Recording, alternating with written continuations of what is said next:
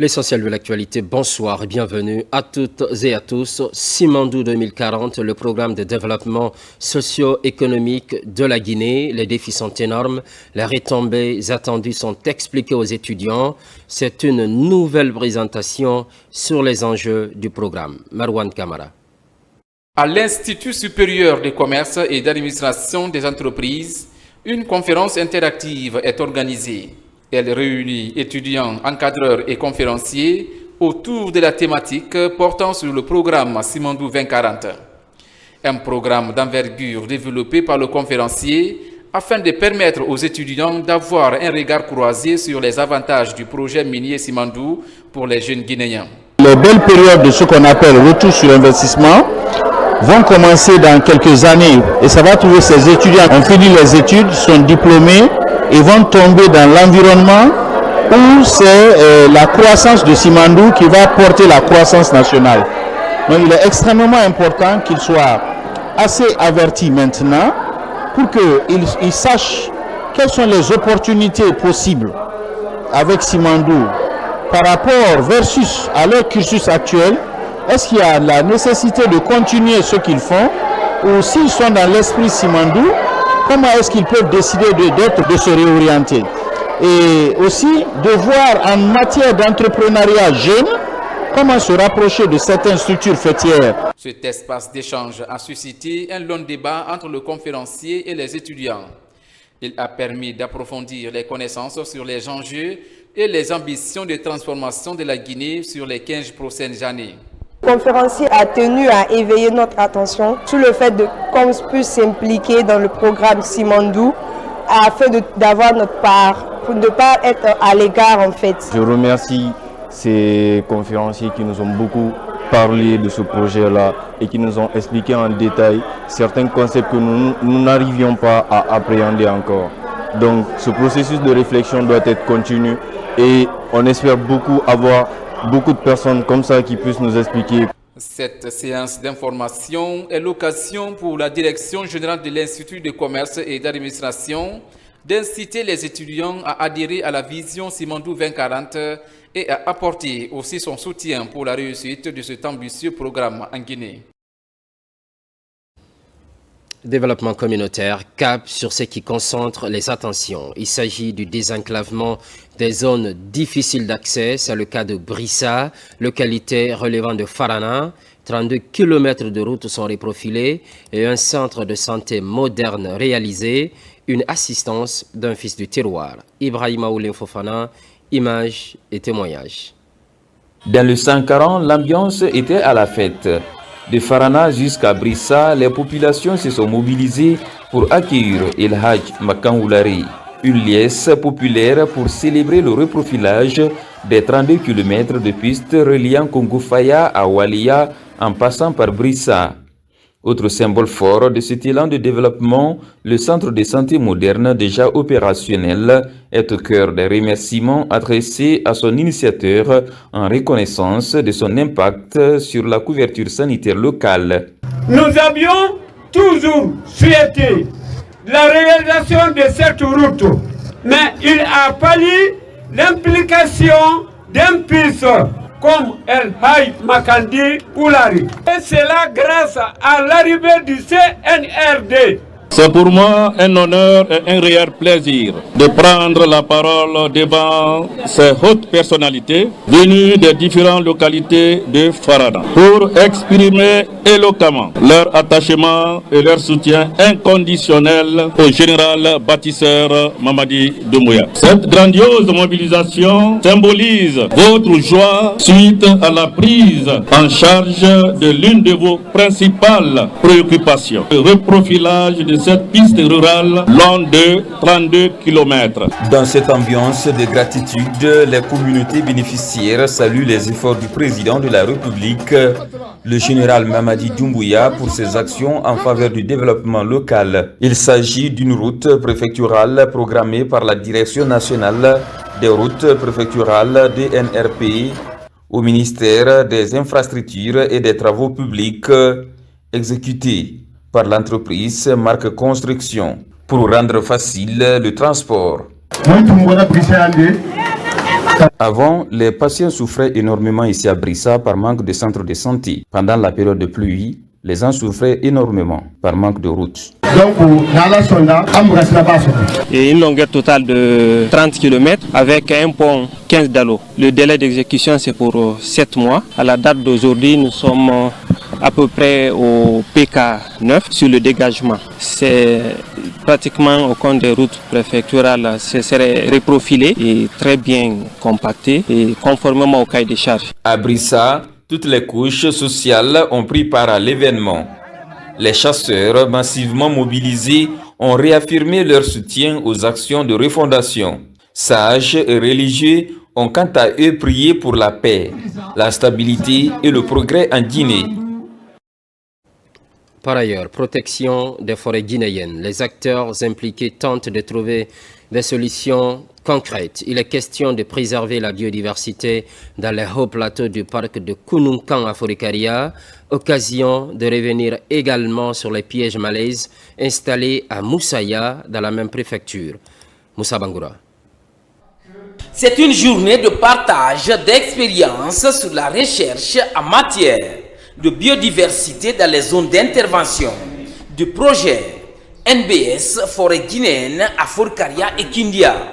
Les études sont axées sur les espèces animales et végétales qui vivent dans ces deux localités en vue de les reconstituer pour mieux préserver la faune et la flore de ces forêts. Depuis 6 mois, ça se passe extrêmement bien puisque on a pu impliquer les communautés locales autour de la réserve de Koununkan pour faire des collectes d'insectes notamment, pour avoir une meilleure compréhension de la biodiversité. Et puis on génère énormément de données qui vont être publiques et qui vont être utilisées par les différents partenaires de la recherche ou privés.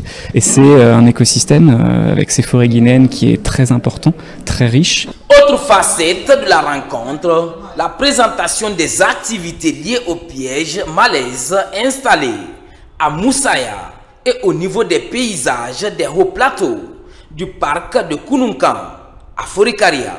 Un dispositif installé il y a plus d'1 an. Les résultats de toutes ces collectes-là maintenant vont être transportés dans des laboratoires spécialisés au Canada, dont les échantillons vont être analysés et les résultats partagés avec les centres de recherche du pays, avec les ministères sectoriels qui sont concernés et qui pourraient utiliser ces résultats-là dans le cadre de l'installation de l'alimentation de la base de données génétiques dans le pays. Cette assise se situe dans la mise en œuvre du projet d'adaptation climatique basé sur la nature dans les forêts guinéennes. La coordination est assurée par le Centre d'études et de coopération internationale en collaboration avec ses partenaires. À Djifing, sous-préfecture de Poredaka, préfecture de Mamou, un nouveau poste de santé de proximité entièrement équipé. Près de 200 millions de francs guinéens sont injectés. La remise des clés est officielle. Le chef des postes est également mis à disposition pour offrir des premiers soins face aux maladies épidémiologiques. Mamadou Paté-Baldé, correspondance. C'est une marée humaine qui a rallié Djifing, une localité de la sous-préfecture de Poredaka. Ils sont venus de partout pour assister à l'inauguration du poste de santé de la localité. Réalisé par les Fils du Terroir grâce à l'appui de l'ONG française PH Berry, le coût d'investissement des travaux est estimé à près de 200 millions de francs guinéens. Grâce à cet appui, les populations de Djifing et des localités environnantes disposeront désormais d'un cadre adéquat pour recevoir des soins de santé de base dans la dignité.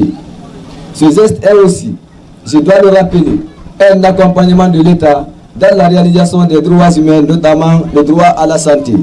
Nous profitons de cette occasion pour adresser notre gratitude au chef de l'État, chef suprême des armées, le général Mamadi Doumbouya, pour son leadership inspirant et sa vision éclairée du développement, notamment dans le domaine de la santé communautaire. Entièrement équipé, ces postes de santé de proximité va faciliter l'accès des populations à des soins de santé de qualité, jusque-là exposés à toutes sortes de maladies épidémiologiques. L'opportunité m'a été donnée de participer à trouver la solution et je m'en réjouis pour la population locale. Suzanne Béguin, qui est donc la présidente de PHI Berry, m'a écrit ceci: nous penserons à vous et partageons la joie de la population.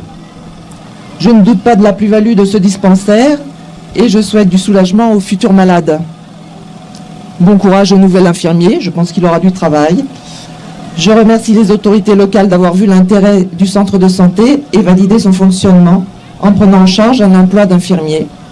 Grâce à votre détermination, les mères n'auront plus à parcourir des kilomètres pour accoucher en sécurité. Les enfants pourront être soignés rapidement et les maladies courantes seront prises en charge dans des conditions dignes. Au nom du COSA, je voudrais aussi lancer un appel à la responsabilité collective. Ce poste de santé est notre bien commun. Il nous revient à tous, citoyens, agents de santé, autorités et membres du COSA, de veiller à sa bonne gestion, son entretien, sa propreté et son efficacité. Avant la réalisation de ce poste de santé, les malades et les femmes enceintes sont transportés dans les hôpitaux de Poredaka et de Mamon pour bénéficier des soins. Le rêve des populations est donc devenu une réalité grâce à la volonté politique du chef de l'État, le général d'armée Mamadi Doumbouya. Et je demanderai aux responsables, aux gens qui seront membres du COSA, de veiller à la vaccination des enfants, à la vaccination des femmes. Si le poste de santé est là, la fréquentation n'est pas accrue à Poredaka, à Djifing, c'est un bâtiment qui est construit, qui est voué à l'échec.